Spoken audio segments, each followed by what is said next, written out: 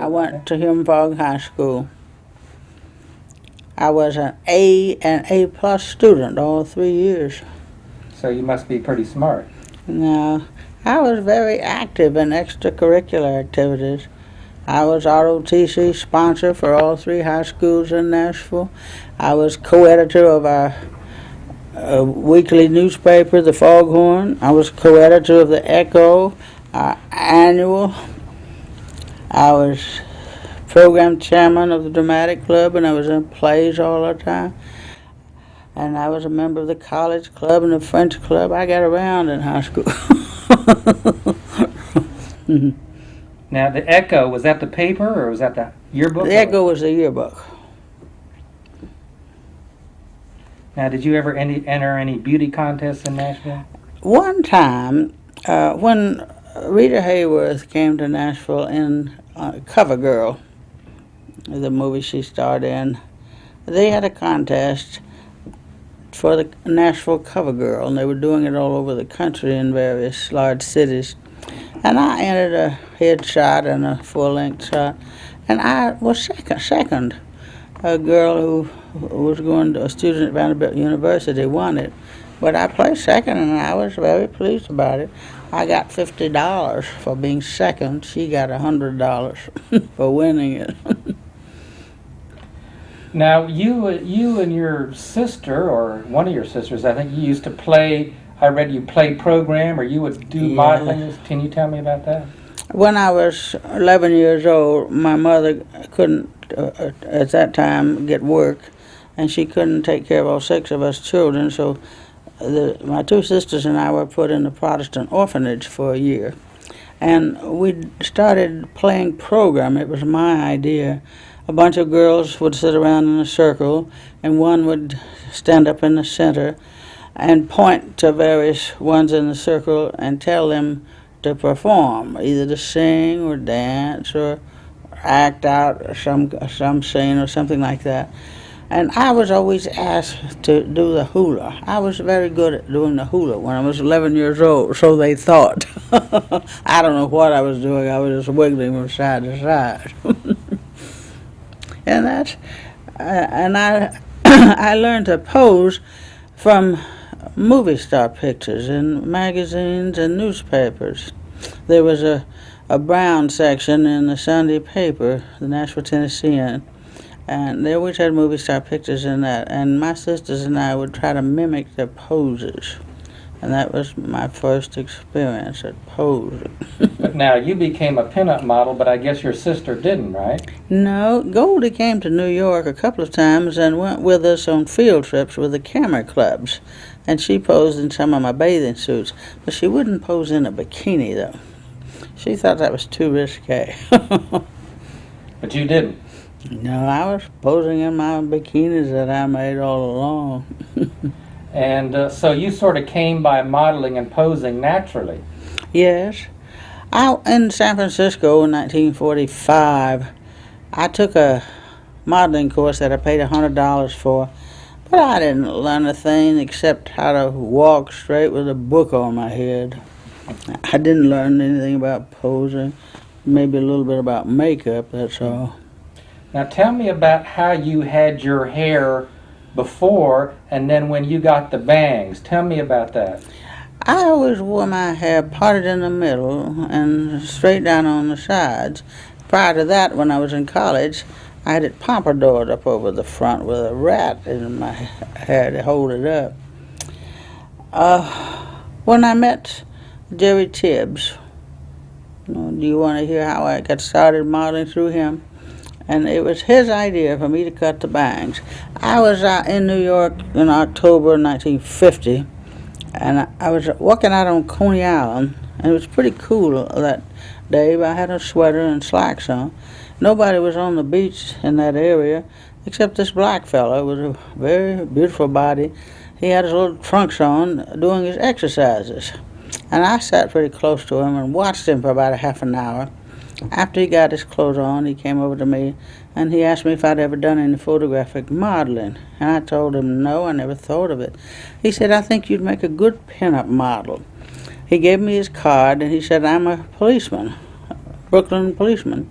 He said, I have a studio, and I take pictures of a lot of the girls. He said, if you'll come over there free of charge, I'll make you up a portfolio that you can take around to the studios, to the photographers. So I said, fine, I'll be there Monday morning. So I posed in a couple of bikinis of his, but he made me angry because he stuffed Kleenex in my bras. And I said, I don't need any extra breasts. I said, I'm a little hefty anyhow, and mine are big enough, but he put the Kleenex in there anyhow.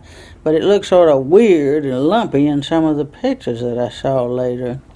But he said, Betty, have you ever tried to wear bangs? He said, you have a very high forehead. I think you'd look good in bangs. So I went home and cut me some, and I've been wearing them ever since. It's sort of been a trademark of mine. I'm still wearing them. Yeah, that's that famous Bettie Page look, isn't it? What year was that? 1950, in the fall of 1950. Now, did you notice a difference in, were you actually a model at that time? In other words, did you notice a difference in your career when you cut the bangs? No, I hadn't done any modeling before that. Jerry was the first one, and he made me up a nice portfolio that I took around to photographers. A couple of them, I didn't go to many. The first modeling I did was for the camera clubs. The first one was Cass Carr, who was an orchestra leader, and his hobby was photography. And he had a studio on West 48th Street, just around the corner from my apartment. And I started posing for camera clubs. There were several of them. They were all licensed in New York. We would go on field trips on weekends, upstate New York, over in New Jersey, on the beaches, especially on Fire Island. Everybody liked to go to Fire Island. That was the place to go in New York. It was more popular than Jones Beach. Now, did they pay you? Yes, I got $25 a day. And we would be gone all afternoon, and they would bring lunches.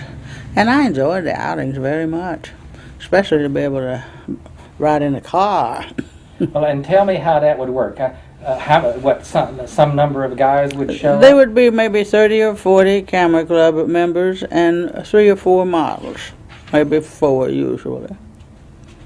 But I was even posing driving a tractor on a farm, all kind of crazy things. So now there wasn't any party or anything going on. They were just strictly taking pictures. Yeah, most of it was in bikinis, but sometimes there would be a few shots topless. One time we got arrested though. We were upstate New York on a farm, and it was too close to a highway. And some of the neighbors saw us, the girls topless, and called the police, and here came a squad car, hauled us down to the courthouse in this little town, and we sat there in an anteroom outside the courtroom for 5 hours, and the judge finally got to us, and all he did was chew us out for indecent exposure, and he warned us never to come in his county again. Didn't even fine any of us or anything. No. I thought surely I was going to jail and it would be in the papers and everything, but they let us go. Okay, we were talking about the camera clubs. Now, you said something about they had to be licensed. How did that work? I don't know. All I know is they were licensed in order to be considered official camera clubs. Some of the fellas had a reputation of being voyeurs, I guess you call it, not having film in their camera. But if any of them were doing things like that, I never knew it. They never made a pass at me or any of the other models. They were always polite and courteous to us. I enjoyed posing for them, same as with a regular photographer. So they would pay you $25 a day? On the outings, Uh-huh. and $10 an hour in the studio, in Cass's studio or one of the other guys. And how often did you do this? Practically every weekend for a couple of years there. I went on the field trips when the weather was nice. So that's how you started out? Yes.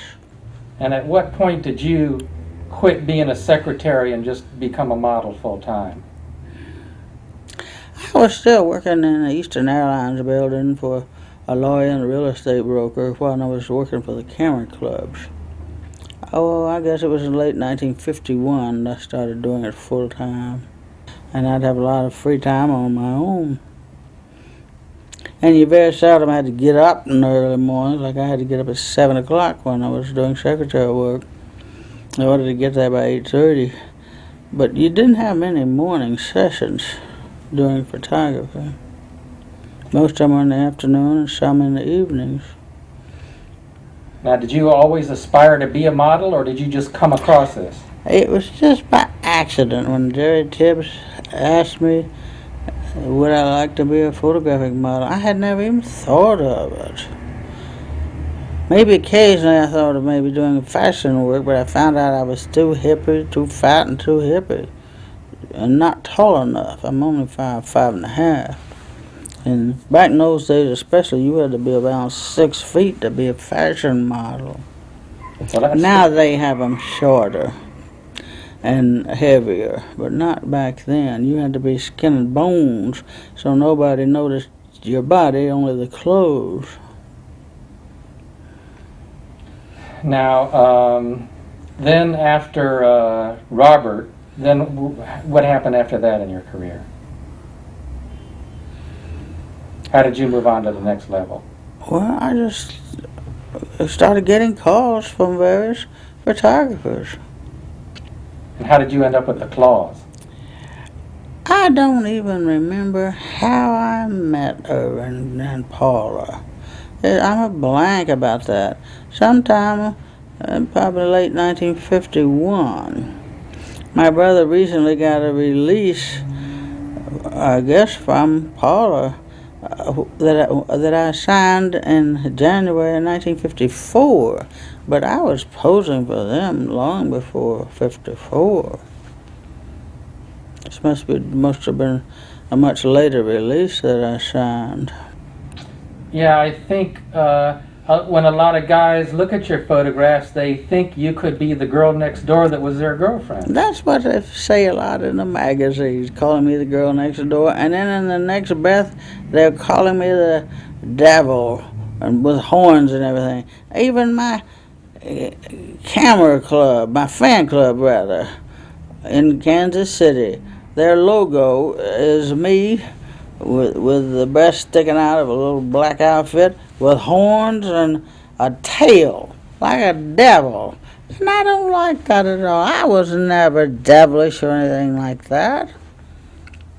I think I was a pretty good girl those years.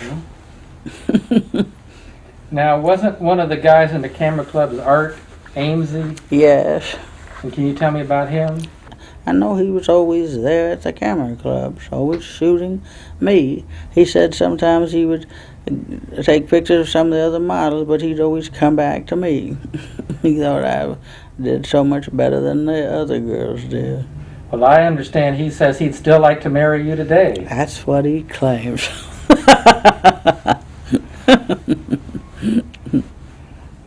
Let's see now.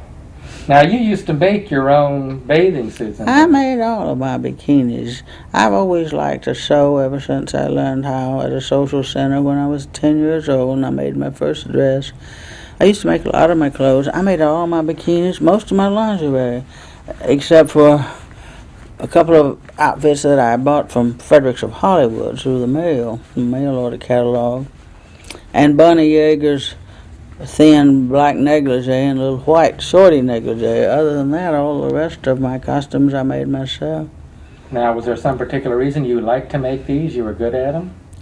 No, I made them real skimpy, which was most unusual back in the 50s, you know. Bikinis were never heard of on the beaches in this country. They were popular over in France and on the Riviera, especially in Paris and around, but not in America then. It was considered very risque to pose in a bikini in the 50s. But that didn't bother you? No, it never bothered me. I never had any bad feelings about posing in a nude or semi-nude outfits. I don't even believe God disapproves of nudity. After all, He put Adam and Eve in the Garden of Eden naked as jaybirds, and they would have been in the nude all their lives, apparently, if they hadn't disobeyed him and he made those coats of skins for them.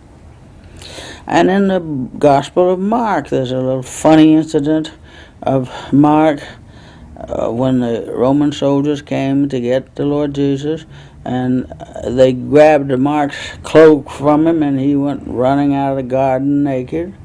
So I don't think God disapproves of nudity. I don't think he means for you to flaunt it, though. I once thought of joining a nudist colony in Florida, but I never did. Now, did you actually go to the nudist colony? No, I've never been to one.